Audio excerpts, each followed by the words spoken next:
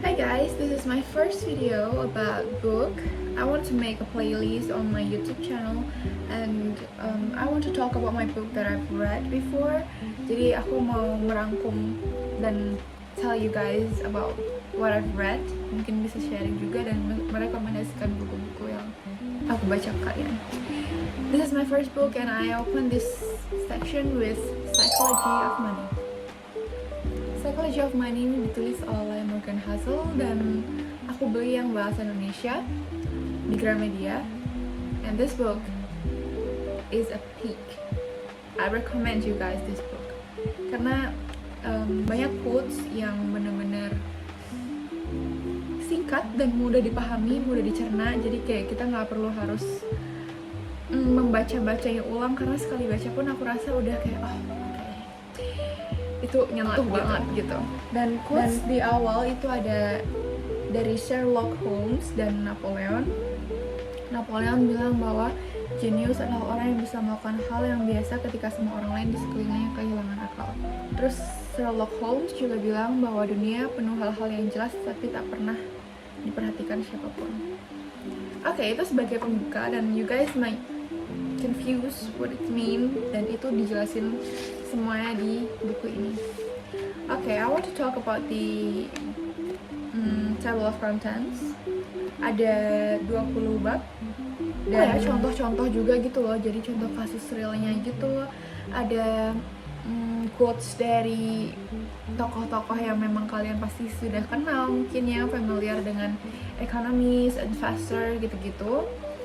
Ya, dan di sini yang aku suka adalah gimana ini benar-benar nyentuh psikologi kita.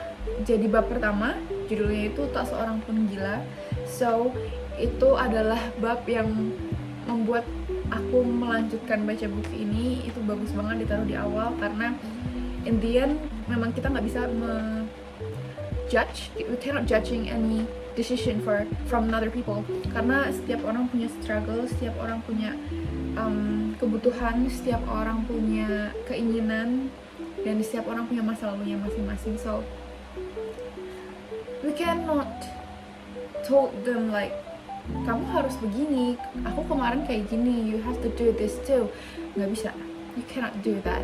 Dan di sini pun ya dibilang bahwa nggak ada seorang pun yang gila dengan keputusan apapun itu. So it's fine ya. Mungkin kita ngerasa kayak kok dia kayak gitu ya, but then again that's their decision, so it's okay. Di sini tuh ada yang aku suka juga, itu bab 5, menjadi kaya versus tetap kaya. Menjadi kaya is about gain money, income dan sebagainya, how you get passive and active income dan sebagainya. Tapi tetap menjadi kaya itu hal yang susah dan perlu dibentuk juga. It has to be you change your mindset, you change your habit, dan itu butuh proses. Kalau misalnya nggak dimulai dari sekarang, dan ya kalau kalian tiba-tiba kaya atau income-nya naik, ya nggak bakal bisa bertahan untuk jadi kaya. Kalian bakal spend uang lebih banyak lagi ketika income kalian lebih banyak juga. Jadi di dalam buku Psychology of Money itu dijelasin kayak ada contoh kasus gitu. Terus ada yang ngomong bahwa kami tidak bisa berasumsi bahwa keberhasilan kemarin akan menyebabkan nasib baik besok. It's true. Karena misal aku tiba-tiba dapat 1M atau pendapatan aku naik jadi 20 juta per bulan, yang awalnya pendapatan aku 10 juta per bulan. Kalau aku nggak bisa mempertahankan uang yang aku dapat, ya I will spend 10 juta dalam sehari, mungkin dalam sebulan, yang akhirnya pendapatan aku ya stuck di 10 juta sebenarnya gitu. Jadi ya you guys have to protect your money. Kalaupun kita udah dapat uangnya, kita udah jadi kaya, so we have to protect that. Kita harus jaga itu, kita harus bertahan biar tetap jadi kaya juga. Another favorite part of this book, aku suka bab 8, paradoks orang dalam mobil. Paradoks orang dalam mobil ini benar-benar bikin kayak oh iya ya, ternyata kita tuh nggak harus nggak harus apa ya, flexing. Kita bukan flexing juga sih ya, tapi buat beberapa orang mungkin itu flexing. Kita nggak perlu memaksakan suatu hal untuk terlihat kaya atau mungkin untuk dihormati.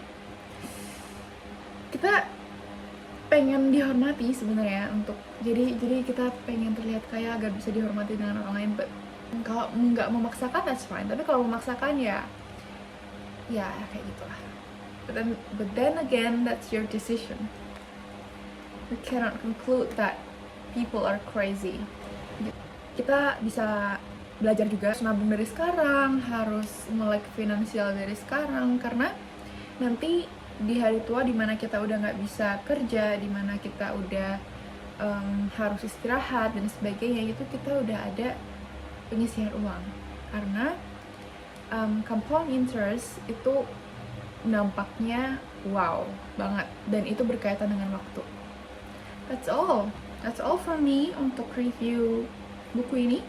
I really recommend you guys about this book, Psychology of Money. Ini buku aku udah beli lama banget, dan I want to make this video just to review this book. Mungkin aku bakal review buku-buku aku lagi yang udah aku baca. Thank you for watching. See you next time.